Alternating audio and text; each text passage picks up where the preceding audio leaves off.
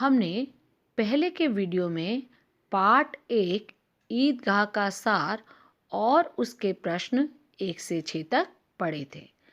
अब इस भाग 2 में हम ईदगाह पाठ के प्रश्न 7 से लेकर 14 तक पढ़ेंगे। प्रश्न 7, हामिद के चिमटे की उपयोगिता को सिद्ध करते हुए क्या क्या तर्क दिए।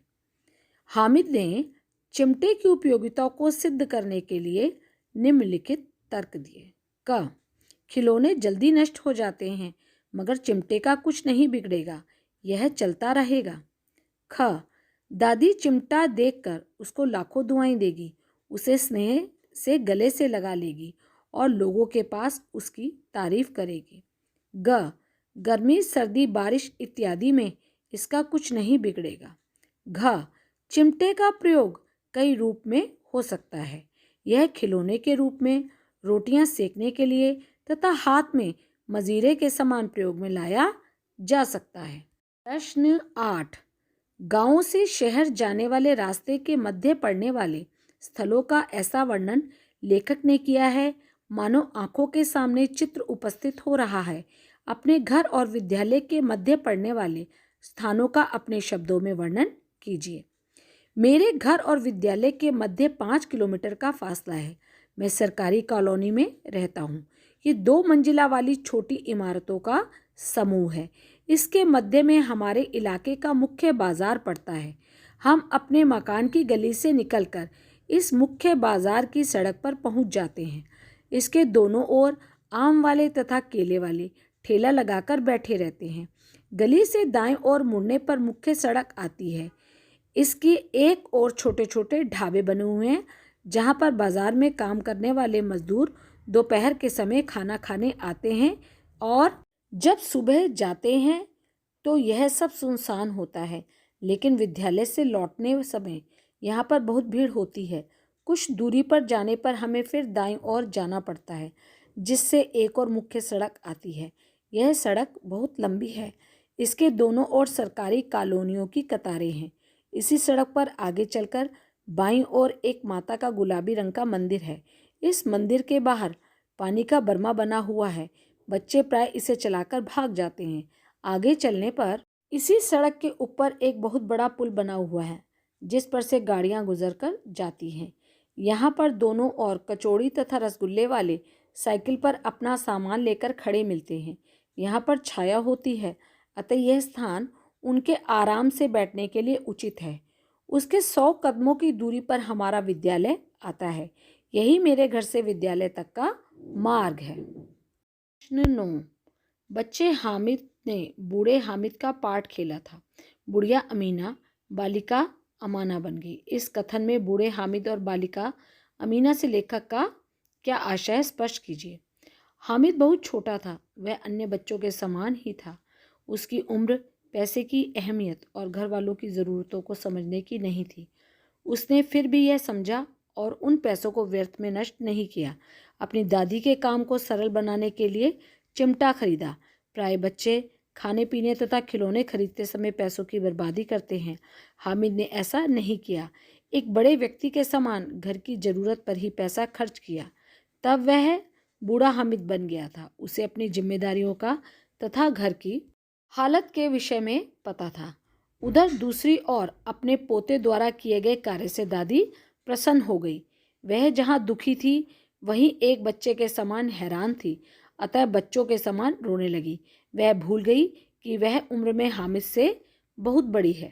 प्रश्न 10, दामन फैलाकर हामिद को दुआएं देती जाती थी और आंसू की बड़ी बड़ी बूंदें गिराती जाती थी। हामिद इसका रहस्य क्या समझता। लेखक के अनुसार हामिद अमीना की दुआओं और आंसुओं के रहस्य को क्यों नहीं समझ पाया। कहानी के आधार पर स्पष्ट कीजिए। अमीना ने हामिद को उसके माता पिता के संबंध में झूठ बोला था। हामिद को यही पता था कि उसके पिता व्यापार के लिए बाहर गए हैं तथा उसकी माँ अल्लाह मियाँ के यहाँ गई है। वहाँ से वह उसके लिए अच्छी चीज़ें लाने गई है। अतः जीवन के हर तंग हाल में वह यही तर्क देकर स्वयं को संतुष्ट कर देता कि वे दोनों लौटकर आएंगे तो वह भी अन्य बच्चों के समान मज़े से रहेगा। जब हामिद ने अमीना को चिमटा दिया तो अमीना का दिल भर आया। वह उस बच्चे के के उज्जवल भविष्य के लिए अल्लाह से दुआ करने लगी और रोने लगी। वह जानती थी कि हामिद के सिर से माता पिता का साया हट गया है। यदि उसके माता पिता होते तो उसका भविष्य ऐसा नहीं होता। अतः वह अल्लाह से दुआएं करने लगी और रोने लगी।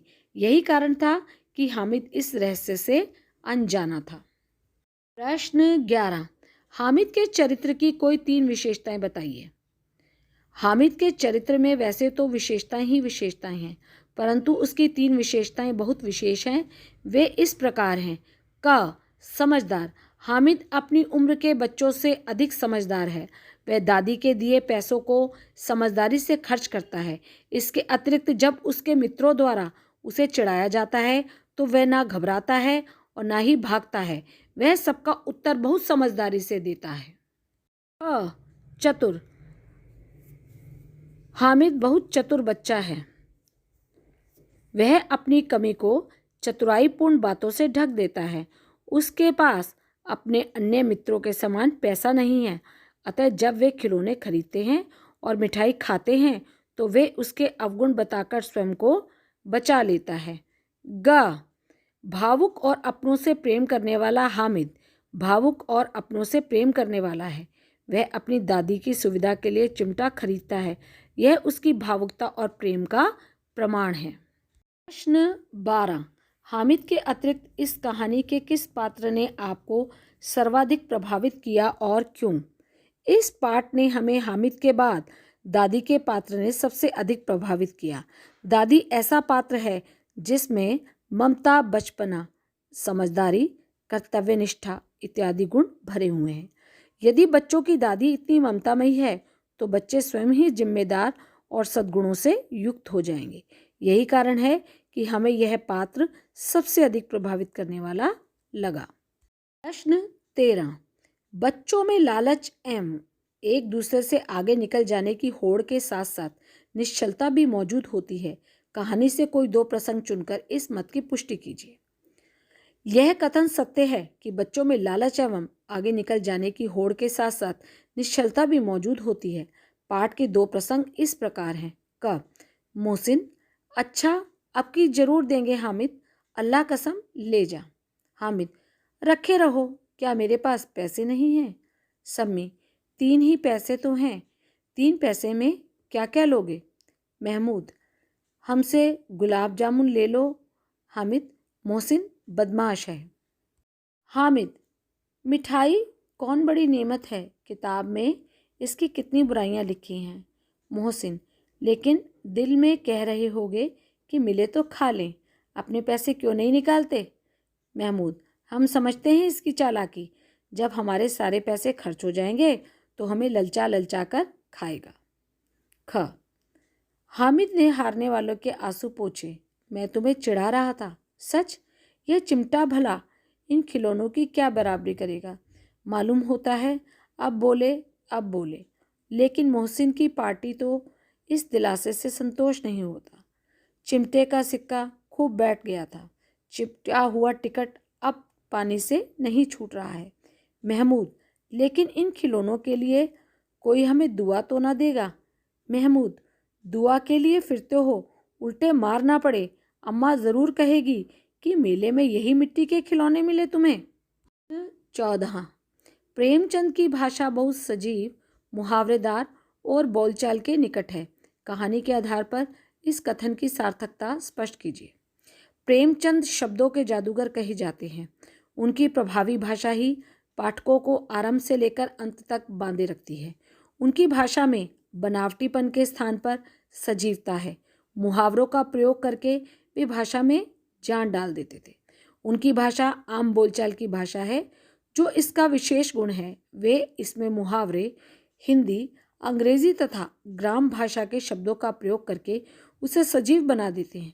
पढ़ने वाले को उनके द्वारा कही गई हर बात सरलतापूर्वक समझ आ जाती है। उदाहरण के लिए देखिए, उन्हें क्या खबर कि चौधरी आज आंखें बदल ले तो यह सारी ईद मुहर्रम हो जाए। सैकड़ों आदमियों से मिलना भेंटना, दोपहर के पहले लौटना असंभव है। विपत्ति अपना सारा दलबल लेकर आए। अमीना का दिल कचोट रहा है। अच्छा, अब कि ज़रूर देंगे। हामिद, अल्लाह कसम ले जा। तो बताते क्यों नहीं कि पैसे का है?